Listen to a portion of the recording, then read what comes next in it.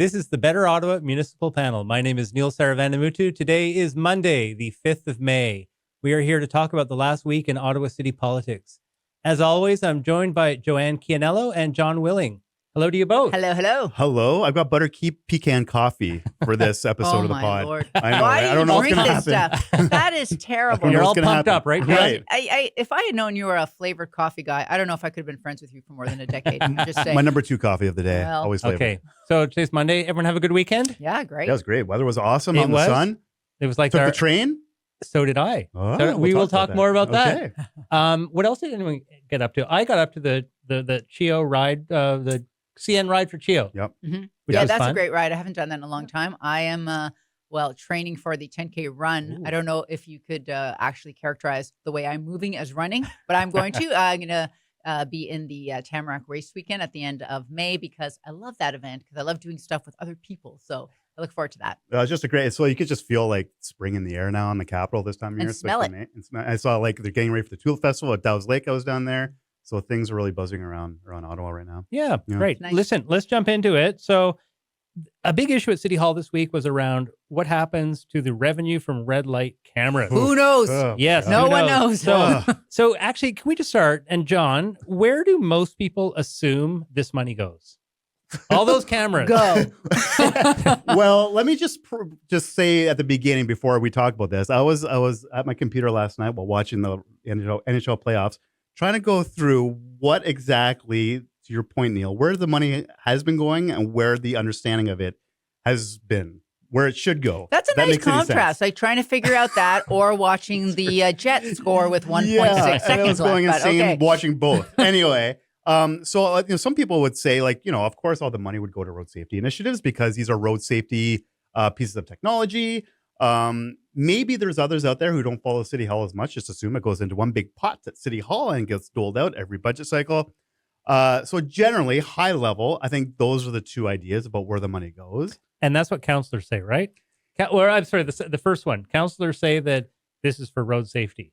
Yeah. And why? Because of the motion. But Greg, so we go back and take our DeLorean back in time here a bit. To 2019, there was a motion at council that talked about the road safety action plan and how it would be funded, at least in part or maybe in full. We don't know about this yet.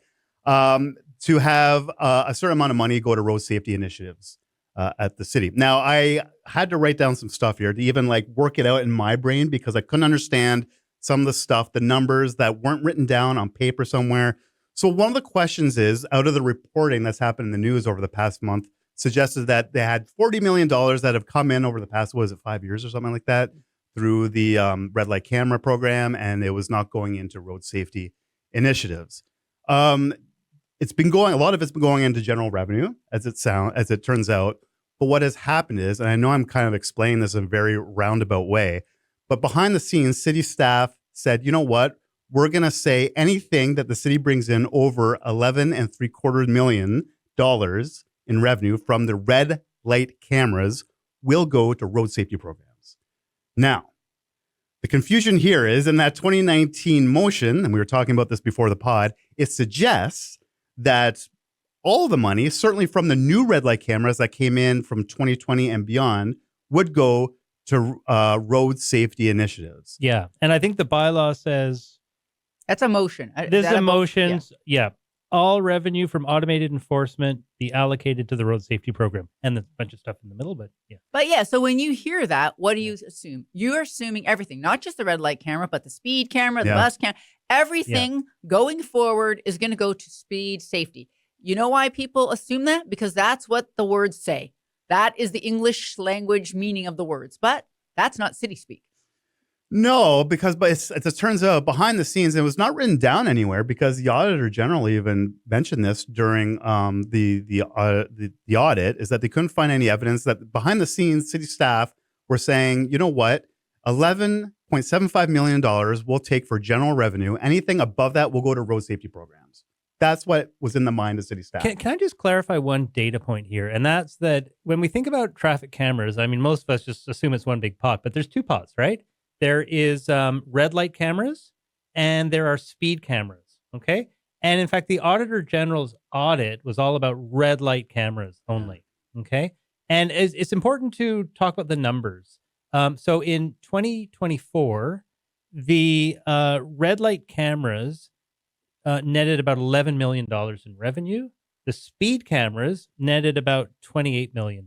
So it's close to 39 in total. But just to make this like a little bit more confusing so that our listeners and viewers can be even more engaged in this, but like in the meeting that was had last week, the auditor said that they did find that somebody said it anyway, that the revenue from automated speed cameras actually was being mostly transferred to these road safety issues, right? Yeah. Mostly. I guess so. Mostly, not all of it, right? Well, that was my big question. Yeah. Like, what's actually happening on the speed camera side? And I have no idea. There's so many questions. There's so many questions. Yeah. I came out of these meetings. I came out of reading the report, the terrible, like I don't blame reporters for this, but the confusing media stories, and then a very confusing meeting that I felt clarified very little for me. It sounded like in part that like everyone was able to fill in the blanks outside of that meeting before that meeting happened. So I don't know, like listening to the councillors' questions, they're asking about stuff in the report. That's fine. But I still couldn't get my head around when staff earmarked the $11.75 million to go to general revenue. When that happened, and it sounds like, based on what I heard from the Auditor General's office, they couldn't find evidence of that happening from city staff. Well, either. this is the key point, and I'm just going to reiterate that. So with the red light cameras, and only the red light cameras, again, not the speed cameras, red light cameras, the first $11.75 million goes to general revenues. And where does that say that? Yeah, exactly, nowhere. And then another $3 million goes to police. So let's call that $15 million, right? I think the police goes from the speed camera.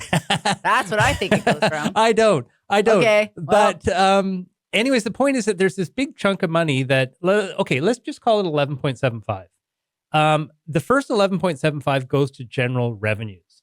And what we've seen is that the amount of money that's collected from red light cameras is lower than that amount. So that like there's no money left over for road safety issues.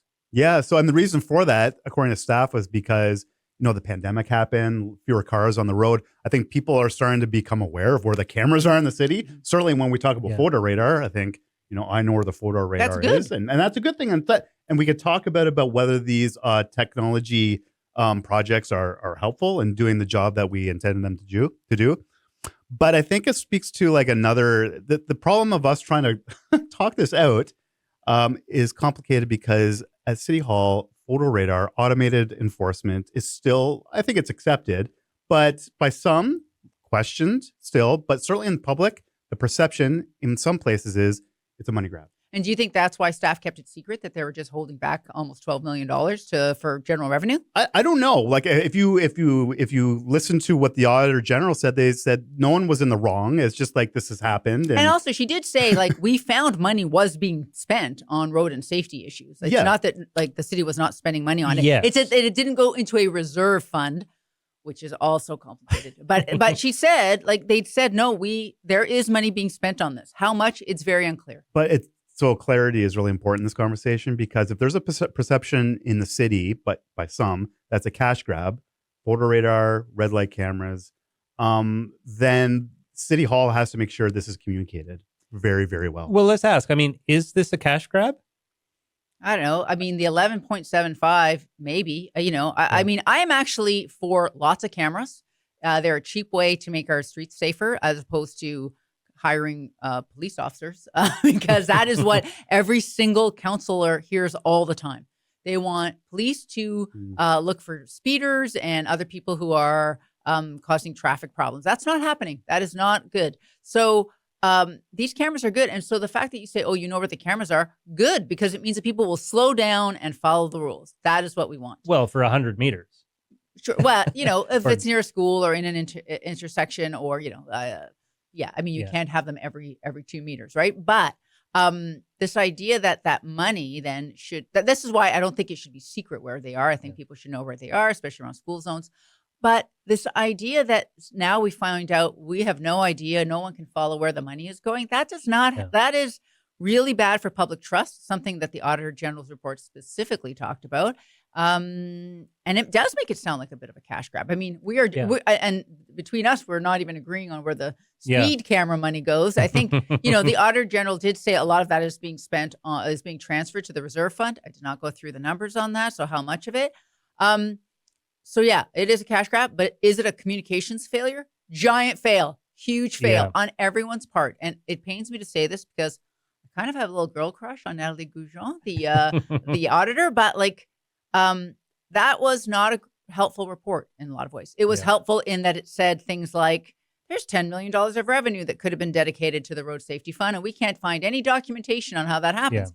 But considering how complex the background is, what is going on, you really need a much clearer report, a step-by-step report, and not to make a pitch for my own new career, but there are people who you can give those reports to and say, hey, what do you think the headline is going to be out of this report? And you know what it would be? It would be the headlines that came out of that newspaper. So no one should have been surprised by those stories, I don't think.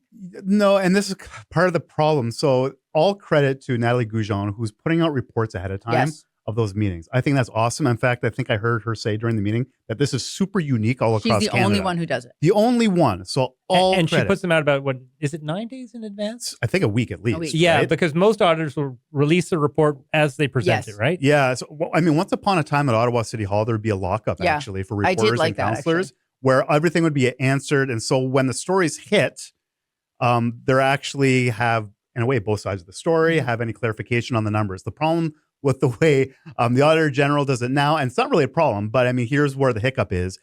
She publishes the report. Reporters are out there looking at the report and trying to parse the information. And according to the Auditor General, she's not allowed to answer any questions between the time the report's published to the time of the meeting. And that's a big problem. Yes. Because if I can, as a reporter, ask a question for clarity, then hopefully, number one, I'm not writing the story, but, pressures are that maybe another wants Or you think you are, or do you think you do understand it? Or you think you do understand it. That was a weekend reporter at CBC. She's like, all right, here's some lines that I'm going to quote out of a report, and that's great. And also, these people are not, there's not that many beat reporters anymore. Like in the olden days, John and I probably had people we could call secretly. Like they weren't really supposed to talk to us, but you could say am I understanding this report right? And they're like, I don't think it's that. Hang on a minute. And someone will help you, right? But that's not how that happens now. And so I don't know. I liked the lockup, frankly. I don't mind the lockup because I want to be right. That's the most important thing for me as a reporter. Like it's so important to be right, not to be first with some kind of rewriting of our AG report. Yeah. Like I just want to be right and make sure the audience is completely clear about what these numbers mean. Yeah. And so to get to that, you really need to ask the questions. And now what's happened is people are so confused. The original CBC story has a very long correction on it. No one has tried to rewrite the whole story, and no one is now going to go. No one's going to write the story now. I hope they do, but I haven't seen somebody trying to clarify it. The Citizen did write a story. I shouldn't say that they did write one, but it is really complicated, and the people only hear the first time around. No one ever hears the correction part, right? And so I don't think they can do it this way, or those reports have to if the Auditor General is going to still release them ahead of time, which I hope she does, because I think it's great. Yep. But they have to start thinking in a more strategic way on how are reporters, how is someone who doesn't know anything about this and never covers City Hall, how are they going to read this report? Yeah, and I think part of the issue is that we just have so little visibility into regular city spending that that an issue like this just confuses it. So, for instance, there must be a line item for road safety measures, okay, that existed well before these cameras came on the scene. And the intention of that motion from council was that you've got your base funding, and then all of the additional revenues from the cameras will go on top of that. And so what we should be looking for is that base funding plus like 40 million a year, which was the number last year. But the problem is we don't even know what the base funding is. And so we've got a real problem with transparency in our budget that persists to this day, despite, all the Or on attempts. the revenue line, and maybe it says this, I shouldn't say this because I didn't look, but in the revenue part of it, does it say, oh, this is the money that comes from the red camera light, Well, it just underscores the point, with this program in particular and road safety, Joanne's right. It's one of the top 3 issues probably for any communities at City Hall. Be uber transparent, be ultra transparent about what money is coming in, what they're projecting, what they plan to spend it on. And that goes a long way. But they don't want to do that because what people want is more money spent on it, and they don't want to say, "Oh, we're spending actually not as much as you might have thought." I know, but they It's just got to put no, up the I know. numbers. I you know? agree. Yeah. Okay, let's move on to item 2, which is the Municipal Accountability Act that's coming forward at Queen's Park. So the Ontario government has reintroduced legislation to create a consistent code of conduct across municipalities in the province. Now, Joanne, this is a story that has a strong Ottawa link that you have been following for many years. Can you tell us what this is all about? 5.5 years. 5.5. Yeah. This, I'm going to go back to stories about Rick Shirelli harassing his staff for many years, multiple people, women. The Integrity Commissioner found in 2 different reports that he committed incomprehensible acts of harassment, including sexual harassment. It was a horrible story. I talked to many dozens of women, 8 on the record. Many people were complainants. That story spurred a lot of pressure to change the rules so that there was a way to get rid of councillors who had engaged in like really unacceptable behavior. Every time I went on the radio with Alan Neal on CBC or whatever, we would get calls saying like, how is this guy still a councillor? Mm-hmm. And you'd have to say, there is no way to not make him a councillor. Right. So we have a lot of rules over the years about if you break any financial rules, you can be kicked out. You know, there was a story about in Toronto, a councillor overspent on his celebration party, and he literally lost his seat. But if you have harassed women over years as an official, there's no way to get rid of you. There's no behavior-based rules like that. And people have been pressuring the Ontario government to do this. Sadly, it's not only Rick Shirelli who is engaged in this kind of behavior, but a very high-profile case. Stephen Blais, who is a Liberal MPP and who used to sit beside Shirelli at council, he has brought forward a private member's bill, I believe 3 different times to try to change this. One of times it got really close and then it got killed. And my understanding, everyone's understanding, is that came from the Premier's office, Premier Ford. But finally, like the Association of Municipalities of Ontario, councillors across Ontario have like passed motions. Everybody wants these changed. This is like including the councillors who it would be actually affecting. Say there has to be a way to remove people. And so finally, there was a motion. There was a bill tabled last December. It died on the order table when the provincial election was called. Been reintroduced. And was that sponsored by the government? This is a government bill. Okay. It has some really good things in it. It's like a code of conduct, like a uniform code of conduct for the entire province. Because remember, there are 444 municipalities, and about 400 of them, you have no idea what's happening in them. And when you look, it's terrible. It's like all kinds of things are happening. Mandatory training for both integrity commissioners and for councillors, and oversight of like by the provincial integrity commissioner of like who people choose, right? There's been a lot of conflict of interest, even in integrity commissioners who end up being the lawyers for the same city, like really bad stuff. So these are all good. Now, the big ticket item though for this bill is how do you get rid of a councillor? And the method that the province is proposing is, all right, there is an integrity commissioner's investigation at the local level, like we had here. And so then if the integrity commissioner says, this stuff is so bad, like people have been hurt, and such as through workplace harassment, this person is not able to do their job, they've lost public trust, I'm going to recommend that they be removed. That goes up to the provincial integrity commissioner. They do their own review again, do the whole thing again. And then if the provincial IC says, yeah, this person should go, then it has to come back to a vote of council. And the council must vote unanimously to remove this person. Yeah, it's crazy. And also, you can't be away. Including the person. No, not including the person. Okay. That person is no, that person is not. But I mean, like, you can't say, like, say you're really uncomfortable, I don't want to vote for this. You're not allowed to be away. You have to be there. Like, and so, like, if you are away, then, and the vote is happening while one councillor gets up and goes to the bathroom, or one councillor just leaves, a lot. or one councillor just leaves early, then that vote doesn't count. So what people are saying is, this is never going to happen. You just need one buddy on council to keep you on the whole time. It's ridiculous. And also, councillors don't even want this. Like, and John, maybe you can step in because I'm talking a lot, but this is a topic that's very close to my heart. I mean, I've been working on these stories for a long time. Mm-hmm. It is unbelievable the damage that one person can do to many people's careers and well-being. It just makes me so mad. And so, but do you remember when we went back to council, like when this was all happening, 2019 and 2020? At one point, council had to vote whether to give Rick Shirelli an unlimited leave of absence for his like medical leave, which they said no. But even that, they were uncomfortable. Councillors don't want, like good councillors anyway, they don't want to be like making decisions about the guy who sits next to them. You know what I mean? Like, sure, say you're an accountant and you've broken the rules and there's a, whatever the professional association is that makes decisions about whether you should be an accountant or not, but they're not the accountant sitting in the desk next to you. You know what I mean? Like, I don't know. So what do you think back to that event? Well, like, maybe councillors would want to. And I'm certainly in the Shirelli case, I bet there's a lot of councillors around that horseshoe who would have wanted to, if they had the power to, cast a vote as to whether to keep their colleague. But do you think they could have done it unanimously? Can't think of a couple who might have just been I don't think gone? So. That wouldn't have worked. I don't It would think have never worked. So this is useless.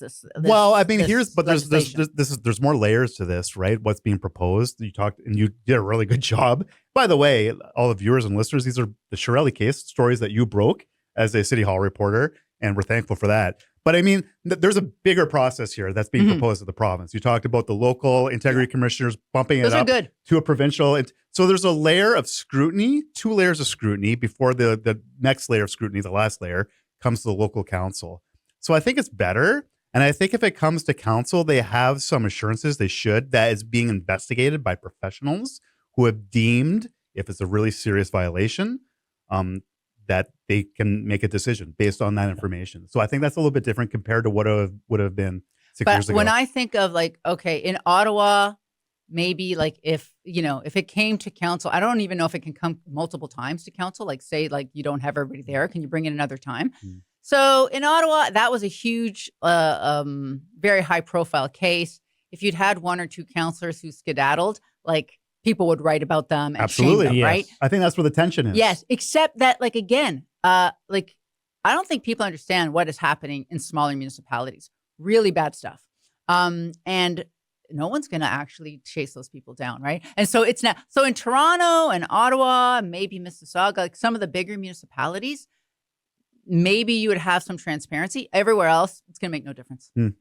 So this is called the Municipal Accountability Act, but it's really about municipal councillors. Yes. The behavior. Yes. Right. Yeah. Okay. So it really doesn't do anything further on the accountability of city halls. No.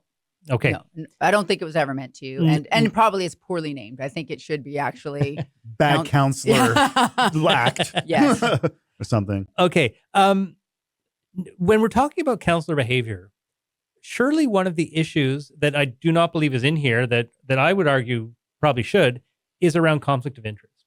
And, we've seen a number of issues come to a council table where councillors have received contributions for their campaigns from proponents of those projects. Do you mean developers?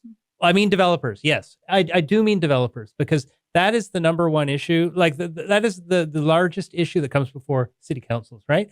About land use and whether individuals or corporations are given regulatory changes that allow them to develop that land and, quite frankly, do well out of it. Should we be looking for legislation from the province that addresses this conflict of issue? Well, the conflict of interest. You want to start? I'll start with the basic question. What's a developer? Yeah. I think this is a question that's really befuddled. And it might be obvious. Well, a company that comes in and builds a piece of land and makes money off it. Okay. Like, what are the subcontractors for that developer? Communications firms. Like, where does it end to be called a developer? That's been one question I know in our time at City Hall that's befuddled some councillors because they've tried to explore this issue about conflict of interest, not at a provincial law level, but just in general. So does the province care? Is the question. No. That is. Like they like meddling with what's going on the streets of cities. I think with this government, but I don't know. My suspicion is this is as far as they're going to get right now. Well, first of all, that would have to be in the Municipal Elections Act. That doesn't belong here. That who can donate. right? So that's not in this. Well, I'm not saying who donates. I'm saying what I would say is, shouldn't councillors have to declare a conflict of interest? All right. I have a lot to and say even about this. recuse themselves from voting. That's crazy. No, I don't agree with that. So I'm going to say that I think that if I can toot my own horn, no one has written more about developer donations, certainly in this room and probably not in the city than I have, including in 2014. My reporting out of that 2014 election literally helped lead to the removal of unions and corporations from being able to donate. I found a company gave twice the amount that was allowed with no penalty. It was crazy times. Or for example, what you found is companies were giving through their companies, and then all the executives were also giving, so they're kind of double dipping. Wait, do we have you to blame for the third-party fundraisers well, too? Then, I did not suggest that. I was very mad. They're like, "Well, we'll take this up." Then we added a bunch of other stupid things. Yeah. But I would also say, so a couple of things. One, you're now going to ask a bunch of individuals in a class to not be able to donate money, so that's weird. Or you're saying there's a conflict if anyone has ever voted or has ever given you money. So for example, I live in a ward now where there is a big, a little bit of controversy over a supportive housing unit that's going to be built. People who live on the street don't like it. If they've given to my if they've given to my campaign, do I not get to vote on that? Do I have to declare a conflict? It gets a little bit weird, right? You can't just say it's only for people in the development industry and not other industries. No. But here's my point. When City Hall makes decisions on a piece of land, they can increase the value of it significantly, correct? By changing the zoning. And so, and we saw this with the Greenbelt in the Toronto area, right? Where the changes enacted by the province resulting in $8 billion in added value. So, clearly there's an interest in certain landowners in influencing that vote as much as possible. And the question is it material? Should councillors be declaring their conflict of interest here? I don't know that that's a conflict, because it is a hard thing to say that any person who gives you money then is a conflict. My example from before is also a conflict. If somebody doesn't want a building behind them and they've given you money to vote, do you say, well, geez, my neighborhood is against this, so I'm going to be out of it? It actually materially changes land value. I would also say that then you're going down a slippery slope, because it's mostly we're talking about developers. We're not talking about other people. No, we're talking all about developers. Yeah. Let's be clear. And so when developers, for example, they give money to a community center. They fund a lot of community events. Should we not take any of their money? I don't know how we're going to get the civic hospital built without the developer money. When you say the parts that this is believe me, I'm not an apologist for developers, but on the one hand, we want to vilify them. On the other hand, when we need money for public stuff, they're the only people who give us any money, right? So that's a tricky thing. One thing I think we could look at is the lobby registry and connecting it to the Municipal Elections Act. And that is it's kind of weird. If you're on the lobby registry, if you have a file on the lobby registry, you're not a councillor's not even allowed to take a cup of coffee from them, but they can take $1,200 from that person for a campaign. So is there a time around if you have a lobby, if you're in the lobby registry, then you can't donate, but then there's a space of time, right? The other thing is this pains me to say that, but a lot of people don't care. We care. I care. But I remember writing a story about how Jean Cloutier raised half of his donation money in one lunch, where 12 developers, executives went, gave the max. It was a big story, a big splashy story, and then he won no problem, right? So that's the other issue. Joanne, I'm going to challenge you on that. And this is for our audience. Joanne Chianello says that people don't care. If you care, please do. Let us know. I think that people do. I think people care. Come on. But did any of your readers care? I don't know. I don't think they care enough. I don't think they care enough with their vote. Yeah. Right? Exactly. You know what I mean? That's I think exactly it's interesting. I think it's a little sultry. I think it's a little dramatic. Ooh, that's interesting. Mm-hmm. And then I don't think they're going to the ballot box with that on. And you can see where they care. If I was ever running, I would never take money from developers, because I know that there are some folks who are going to say, oh, then you're in a conflict of interest. I also want to be able to meet with developers at any time, because if things are happening in your ward, you don't want to be worried that you're going to be looking as if you're in a conflict meeting with them. No, you want to be able to talk it through what is happening in your own ward, right? But there's wards where I don't think Centertown and Kitchissippi and Hintonburg and the places with a lot of intensification development, people care more. And we just see that with the voting, and we see that with the people who run in those wards, the people who say, I'm not going to take that money because they know that that's an issue in their ward. But obviously, Alta Vista did not really matter too much. Good to know. Let's move on to issue number 3, which is the OC Transpo free weekend. So who took the bus or train this weekend? I took the Trillium line for one trip. And I got to tell you, so I live very close to the Trillium line. You live on the Trillium line. I'm just going to say it's like right in your front door. And so I see the ridership. I can't quantify it, but from a qualitative point of view, I see the riders take the train. And I can say, like, when I took the train on the weekend, it was busy. It was busy beyond what I've seen before. And so that is to say, maybe people were taking advantage. It was a beautiful day going down to Dow's Lake. A lot of people were getting in and off at Dow's Lake Station. So it's great to see people trying it out. So I found it a little busy. What about you, Neil? I took it. Last week I'd said I thought about going out to the airport on the train, and people wrote in and said, go out to the airport. So I had to. Did you go take a suitcase? You know what? I didn't, but I mimicked as if I would take a suitcase. So I was thinking about that, right? And let me just tell you about the experience. I found it quite interesting, and it actually changed my views on the train to the airport. So first of all, to John's point, there were a lot of other people trying it out. You know, when I was on particularly that little airport shuttle, well, it's not a shuttle, it's a train. That airport leg, it was jam-packed, which was really nice to see. First of all, the trains were very comfortable. I think you mentioned that, Joanne, previously. What was interesting was that it was easy enough to transfer with luggage between trains. There's elevators to get you from one platform to the other. So that was really good. I wasn't sure that there was enough room in the train to put luggage if you had it. So that's an issue I'd want to look at again. One thing I'll mention is that at South Keys, where you get off the line 2 and onto the airport leg, it's really confusing. I mean, you get off the platform and you get off the train onto the platform. And you go, where do I go now? And the answer is you go nowhere. You just stay right where you are.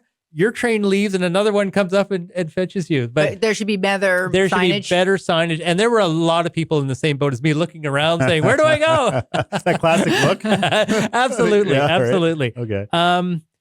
So I did find the wait between trains like longer than I would have thought. It was usually pushing like 10 minutes. And, you typically think these things are going to be less than 5. I think that's going to be the biggest problem with the Trillium line is the waiting. Yeah. And if there's any issue anywhere along the line, that waiting is going to be a long time. Absolutely. Well, that's the other thing. The trains kind of felt slow too, right? Like you're just kind of moving along and not at the pace that you would expect a train to move at. And I think that's certainly on the Trillium line, that southern line.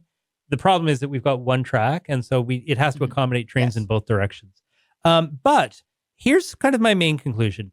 What surprised me was that to get from downtown to the airport, you would pay your $4 fare, which is pretty reasonable, and then it took me about 50 minutes, so 50 minutes. Now, if I were to take an Uber from downtown, that would cost me $30, and it would take about 20 minutes. So the question becomes, for a $26 saving, is that worth 30 minutes of your time? And I think, to be honest, that for a lot of people, it probably is, right? Well, it depends, right? If you're like taking a business trip, like, you're just yourself, you're already downtown, you can get on it. It's pretty easy. You just have a little carry-on. That's fine. If you're a family heading out to Florida, you're not going to spend. No, not if you're 2 or 3 or 4. Winter. That's not happening. Right. So so what I found is that I think there's a very small use case for it. That's unfortunately, solo travelers that have a lot of time on their hands. Maybe. And I think, or in winter when the roads might be worse. Can I just say that before you jump in, John? Yeah. Overall, it was better than I expected. So I personally would consider it as an option to I get like to those or trains. from. I like the trains are very nice. The trains are very comfortable. It's smooth. I agree with you, Neil. It seems slower. I wasn't doing a kilometer test or anything like that, but they seem a little bit slower, but super comfortable. I think about people who are going to use the airport spur coming to downtown. People who are on business often have expense accounts, and sometimes time is money. And you have to take 3 trains. And you have to take 3 trains, so you might just expense your cab or Uber ride and get downtown quicker. So I don't know. I'm curious to see, Yeah. the stats over after a year and see how things are going, or maybe Yeah. 2 years. Okay. Can we just talk about the weekend of free transit itself for a Mhm. minute? And just I forgot. the cons. Well, you know Yeah, what? sorry. Not only did Yeah. you, but it wasn't very well advertised, and people have commented on that. I have to admit that I actually jumped on a bus, and it still had the $4 charge like in the window, right? So I'm like, am I supposed to be paying here? Am I gonna get in trouble? Yeah. You're And- arguing. No, it's free. so that was it was great to see, and great to see a lot of people using it, trying it out. I would have been much happier if this was done during the week. I felt it was a little bit begrudging, a little bit kind of cheaping out when we're probably not making a lot of revenue anyways. Well, I mean, part of that, yes, it'd be nice to do it 5 days or a 7-day free on transit. The fact of the matter is the city can't afford it. Why are we doing it? Why did we do Well, it that's for the a good- weekend? well, if you're the upper what is government- the point of that? If you're an upper government and you're seeing a municipality who's coming to you with hat in hand all the time for transit dough, seeing them give away $200,000 to $300,000 worth of transit on a weekend, like this is a real question. I actually, because I was like not paying as much attention to city stuff as I usually would in the month, like last month. What was the point of this free weekend of transit? Well, I think partly it's because they changed the routes, number one. We didn't really talk about the buses, right? Yeah. And so it gave people an opportunity to test out how the new route configuration was going to work with except LRT. You have to do that during the week. People Like will learn. when people Yeah. are working. Yeah. Exactly. But the fact, if people were like just trying out the transit system good. on the weekend, that's a positive, right? Sure. Okay, it costs a little bit, 6 figures, I think it was. So that's a positive. Will they do it again? I don't know. Yeah, Maybe good not. question. Yeah. All right. Oh, no, not the lightning round. Lightning round. We're terrible. at Joanne, this. you're up first. No, Oh, we're going to no. watch the All time. right. So, first topic, Councillor Sean Menard is being investigated for violating election spending rules in 2022. And so the city is spending $84,000 on an audit to look into an alleged $200 miscalculation in his spending. So is this justified, or is this just like plain bonkers? Okay, kind of 6 of one, half a dozen of the other. So yeah, it seems crazy because it is a lot of money for what is probably, well, it says in a mistake. It might not even be a mistake. I think Sean Menard is saying, this is not a mistake. This is actually, you guys are just reading this wrong. And in fact, I think that the audit committee actually said, no, this does not need to be investigated. But Ted Phillips, who is the development GR guy, who is Possibly former, right? former. I apologize. Yes, he worked for Tiger for many years. He appealed it, and now it's going to court. So, is it all politically motivated? Sure. But I don't care. Like, is it right? Is it wrong? In the end, I would rather we spend the money because for many, many years, the rules around who gets elected, how they get elected. I mean, you talked about it earlier with, developer donations. Like, people don't care enough, and they no, wait. And a lot of people were let off with things that they actually like broke the rules on. So I would rather we spend the money to enforce the rules because city politics matter, and if we say they matter, then we need to put our money where our mouth is. Oh, well, okay. Oh Actually, my God! So all okay, right, all right. I didn't know this was a lightning round with judgment at the end. Okay. I don't know. Look. Oh, well, okay. It's fair enough. Let's move on to the next topic. John, the Agriculture and Rural Affairs Committee, to my surprise, they have an open mic Yep. Oh yeah. item on their agenda. And so if anyone wants to address the committee, they can come up and talk about whatever their subject is. Should all committees be doing this? Oh man, Oh, that sounds don't like even say that. dangerous. Look, ARAC, yes, has that open mic session. That's- It's been going on for years. That's from Amalgamation. Yeah, it's crazy. It gives and the spirit of it is great. Come out, tell us what's on your mind. Now, can you imagine that happening like 3 to 4 times a week? Like a planning committee. Planning committee. I mean, look, Neil would be there every Would you be single Neil? week. We'd be sitting there. Oh my God, here comes Neil again. And this is the problem, With the though. conflict of interest arguments. In all seriousness, that would be the problem because I mean, the frequent flyers would come back. God bless you, frequent flyers, for being engaged in municipal government. You're welcome. But yeah, but they'll be tuned out by the people making the decisions around the table. So I like the spirit of it. Yeah. I don't think it's very actionable. But okay, so sorry, I'm going to follow up here. A follow-up question. That's that. How do like people like myself that actually will delegate at city council and the committees, like how do we address an issue that's not on the agenda? I always say, like, find something on an agenda and try to, as best as you can, to stretch it to make it fit that Okay. agenda. Okay, Fair. Joanne, at an in-camera meeting, council passed it was a public motion to exempt a senior position from the bilingualism policies. In other words, they're about to make a senior position hire that is presumably for someone that doesn't speak both languages. Yes. So does this mean that we're getting closer to hiring a planning manager? Yes, my understanding from secret sources, not at City Hall, is that it is the new GM of planning, a woman, for the first time, I believe. Wow. Well, I mean, Vivi Chi is the acting chief of planning. It has taken almost 3 years. Steve Willis left in August of 2022. That is, I think, unconscionable during a time when we're supposedly having a housing crisis that they have not been able to find someone. So finally, yes, it's the person I think it is. Very excited. Not somebody from in the city. So I thought, actually, this is Monday and that was last Wednesday, was it? I thought the announcement would be made by now. So maybe it was by the time we get off this meeting. So that'll be really great. And hopefully we can talk about that at our next podcast. Okay.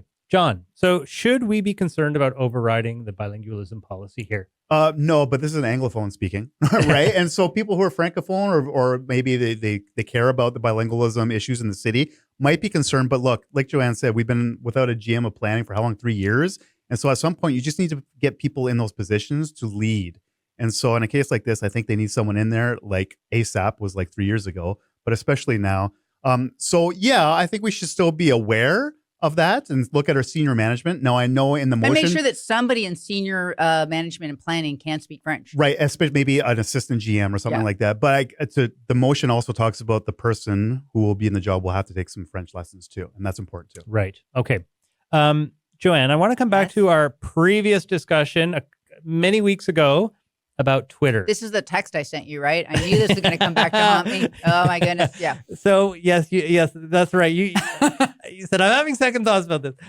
But so during the federal election, we saw that there was that the platform X, Twitter, that it was pushing pro-conservative content. So with that in mind, and in fact, there's a lot of allegations. And not just pro-conservative, like part of it is pro, like, alt-right too, right? Alt-right, yes. And I think we should, and we should also clarify that there's a lot. I've heard that this actually happened during the American election too. Mm-hmm. So with that, given that context, that Twitter or X is open to some sort, appears to be open to, let's call it abuse. Should the city be thinking twice about posting there? Yeah, and so I was never thrilled with my earlier answer that we should stay, and still I've gone back after we had our little exchange. I still went back to Blue Sky, where I have my 15 people, or I'm just kidding, but very few people and lots of people on Twitter. I still think I would say I still realize that the city, I understand why they want to push things out on Twitter. I still do that. I still get lots more outreach when I put things on Twitter than anything else. But we double down on what John had said, and that is you got to look to see what are you doing on Twitter. Like we should be having a deeper dive into how helpful Twitter is. Are we reaching people? What is it like? Because I think more and more it is obvious that that the city should not be on it, and that probably I should not be on it, but I have 20,000 followers. Well, actually, Henry, can you just pull up the City of Ottawa Twitter website? Like how much engagement are we getting on a post these days? Henry has the answer. So the City of Ottawa's most recent post, which is from 50 minutes ago, to be fair, has 2 likes. How about the one before that? The one before that has 0. But that's likes. Does it show how many people viewed it? So it has 2,000 views. Yeah, 2,000 views is nothing. Okay, but you know what? Where else would 2,000 people see it though? That is the only part where I'm actually.